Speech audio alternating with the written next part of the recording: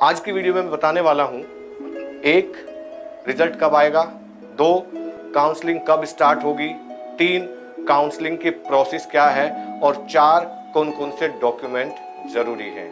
छोटी सी वीडियो और इस वीडियो में 4 in 1 होने वाला है।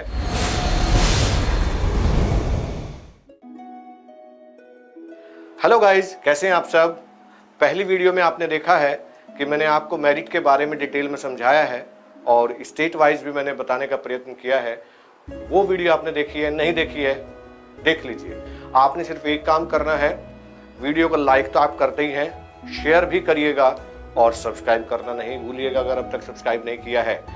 चलिए मैं एकदम से स्टार्ट कर देता हूं बिना टाइम वेस्ट किए हुए। पहला मैंने कहा कि रिजल्ट कब आएगा। देखिए एनटीए की प्रोसेस को देखें, मैं डेट बता रहा हूं आपको, एकदम एनटीए की प्रोसेस को आप देखें। सिर्फ 2-3 दिन में आईआईटी का रिजल्ट दे दिया। चूंकि आईआईटी का एग्जाम ऑनलाइन होता है और आपका नीट का एग्जाम पेन पेपर मोड पर होता है। सो डेफिनेटली इस प्रोसेस में 15 से 20 दिन से ज़्यादा का समय नहीं लगने वाला है। बस इतना है कि उनको स्कैन करना होता है और जो OMR सीट रीडर होता है, तो वो एक छोटी सी प्रोसेस है। उस प्रोसेस से गुजरने में 10 से 12 दिन लगेंगे एनटीए को, और फिर वो 2 दिन लगेंगे उस रिजल्ट को व्यवस्थित करने में, अपलोड करने में। तो मान के चलिए 13 तारीख को एग्ज़ाम हुआ था और अगर मैं 15 से 20 दिन जोड़ता हूँ तो डेफिनेटली ये हो सकता है कि इस महीने के लास्ट में, यानी कि 27-28 सितंबर से लेकर के 5 अक्टूबर के बीच में, इसी दरमियान आपका रिजल्ट डिक्लेयर हो जाएगा। वैसे मेरिट को लेकर के आप आश्वस्त हो चुके होंगे। अगर आपने वीडियो नहीं देखी, मैं फिर से बता देता हूं कि इस वीडियो को जो यहाँ लिंक दिया हुआ है आप देख लीजिएगा एक बार। अब उसके बाद बारी आती है रिजल्ट आने के बाद कि अब होगा क्या। तो रिजल्ट आने के बाद सबसे पहला काम आपका है एकदम से कि आप www.mcc.nic.in पर जाकर के अपने आप को रजिस्टर करेंगे। MCC का मतलब होता है medical council committee, medical counselling committee. तो उसकी वेबसाइट पर जाकर के आपको अपने आप को रजिस्टर करना है। वहाँ पर पेज कुछ इस तरीके का खुलेगा। आपको उसमें अपना रोल नंबर डालना है, एप्लीकेशन नंबर डालना है, आप नेम, उसके बाद आता है mother name, date of birth, mobile number, email ID, कोई एक पिन जो आपको पसंद हो, बनाना चाहते हैं वो डालेंगे और कैप्चा में जो कोड दिया है उसको क्लिक करेंगे, उसको डालेंगे। उसके बाद जैसे ही आप सबमिट करेंगे तो वहाँ पर एक फॉर्म बन के आएगा, उसका प्रिंट निकाल के अपने पास रख लेना है। वो स्लिप निकालने के बाद आप दोबारा से mcc.nic.in की वेबसाइट पर जाएंगे। वहाँ जाकर के आप अपना पासवर्ड और लॉगिन 2 चीज़ फिल करेंगे। तो वहाँ पर आपको चॉइस पूछी जाएगी आपसे, कौन सा कॉलेज जहाँ पर एडमिशन लेना चाहते हैं वहाँ के लिए आपको एक सर्टिफिकेट बन करके आएगा। सपोज करिए मुझे मौलाना आज़ाद मेडिकल कॉलेज दिल्ली ये ऑप्ट करना है, मैंने ऑप्ट कर दिया है। और वो जो ऑप्ट करेंगे तो आप मेरिट का एक अनुमान लगा करके अपने मार्क्स देख करके कितने मार्क्स आए हैं और कहाँ पर किसकी कट ऑफ होती है, तो उसी हिसाब से आप उसमें ऑप्ट करेंगे, प्रिंट निकाल लेंगे। अब ये आपका काम हो गया MCC का, यहाँ से वेबसाइट से काम हो गया है। अब सीधे सीधे आपको फिर कॉलेज जाना है, जहाँ से आपने जहाँ के लिए आपने mcc.nic.in पर अप्लाई करके फॉर्म निकाला है। अब वहाँ से काम खत्म हो गया। अब आप काउंसलिंग के लिए जाएंगे तो अब प्रॉब्लम ये आती है, मैंने देखा है कि रिजल्ट आने के और काउंसलिंग की डेट के बीच में अब की बार ज़्यादा अंतर नहीं होगा, क्योंकि ऑलरेडी सेशन बहुत ज़्यादा लेट हो चुका है। तो आपके पास में गिने चुने 4-5 दिन होंगे और उसमें हाथ पांव फूल जाएंगे। हर साल ऐसा हुआ है कि बच्चे काउंसलिंग में गए, सारी चीज़ें हैं, कोई डॉक्यूमेंट घर पे भूल गए और वहाँ बैठकर मैंने उनको रोते हुए देखा है। या वो कि सर अब क्या होगा, उनके फ़ोन आते हैं। तो वो चीज़ें नहीं होनी चाहिए। अगर इस बार आप उस चीज़ को फेस नहीं कर रहे हैं तो नेक्स्ट टाइम तो आपको करना है ना। तो अपने सर्टिफिकेट को आपको उठा करके एक फाइल बना लेनी है। अब मैं आपको बताता हूँ कौन कौन से सर्टिफिकेट आपके लिए ज़रूरी हैं जो आपको काउंसलिंग के समय प्रस्तुत करने होंगे।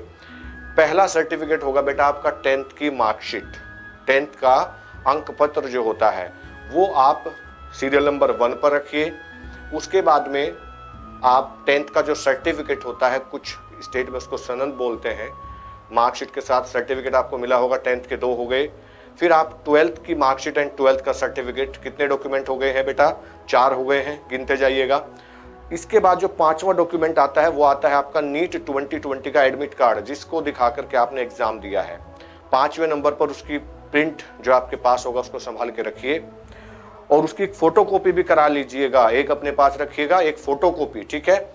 इन सभी डॉक्यूमेंट की फोटोकॉपी भी आप 2-2 फोटोकॉपी, बल्कि 3-3 फोटोकॉपी कराइएगा। जितने डॉक्यूमेंट आपको बता रहा हूं बेटा, ओरिजिनल भी, और इनकी 3-3 सेट बना करके आपको अपने पास रखने हैं।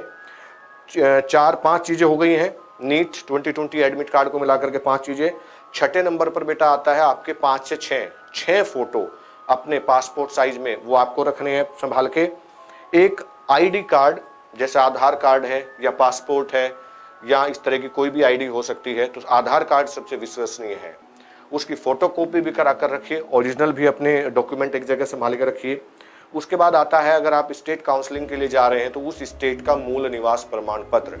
अगर आप 15% ऑल इंडिया कोटे पर हैं फिर तो कोई दिक्कत नहीं है। नेशनल इंस्टीट्यूट जैसे एम्स है तो वहां पर आपका मूल निवास प्रमाण पत्र, उसके साथ जो जाति प्रमाण पत्र है, अगर आप नेशनल वाइज SC ST या OBC कास्ट से हैं तो आपको अपना जाति का प्रमाण पत्र प्रस्तुत करना होगा, ओरिजिनल विद फोटोकॉपी। आप किसी स्टेट में रिजर्वेशन में आते हैं तो वहां का रिजर्वेशन का सर्टिफिकेट हो गया, ठीक है। कितने हो गए मैं एक बार गिनवा देता हूं। एक 10th का, दूसरा भी 10th का, तीसरा 12th, चौथा 12th, 5वां हो गया है आपका नीट का एडमिट कार्ड। 6ठा नंबर पर आपके 6 फोटो हो गए हैं। 7वें नंबर पर मैंने एक आईडी कहा है, आईडी रखनी है। उसके बाद आपको मूल निवास प्रमाण पत्र, डोमिसाइल जिसको बोलते हैं। उसके बाद बेटा कास्ट सर्टिफिकेट हो गया है। उसके बाद आपने जो अभी नीट का रिजल्ट जो निकाला है, नीट का रिजल्ट जो आप देखेंगे उसमें अपना नंबर डाल करके उसका प्रिंट आउट आपने रखना है, और आपने जो MCC की वेबसाइट से डाउनलोड किया है उस कॉलेज के लिए काउंसलिंग का लेटर, वो, ठीक है। कितने हो गए? 9, 10, 11, ठीक है। गिन करके जाइएगा। 11 चीजें आपकी फाइल में कंटिन्यूएशन में लगी हुई हों, उनकी फोटोकॉपी के 3-3 सेट आपने बनाए हुए हों, तो आपको फिर डरने की और टेंशन की चिंता नहीं है। पहले बना करके रख लीजिए, क्योंकि रिजल्ट आने के बाद हाथ और पैर आपके जो है सुन्न हो जाते हैं कई बार, और गड़बड़ हो जाती है, कोई डॉक्यूमेंट घर पर रह जाता है। अगर ऐसा करेंगे तो गलती नहीं होगी। दूसरी बात देखिए, अगर आप किसी वजह से इस बार नीट के एग्जाम में बाउंड्री पर आकर के रह जाते हैं तो आपने टेंशन नहीं लेनी बेटा, क्योंकि जिंदगी सिर्फ इसी का नाम नहीं है, जिंदगी संघर्ष होता है। आपको जीवन में संघर्ष करना है, आगे बढ़ना है, और गिरकर उठने वाले को ही योद्धा कहा जाता है।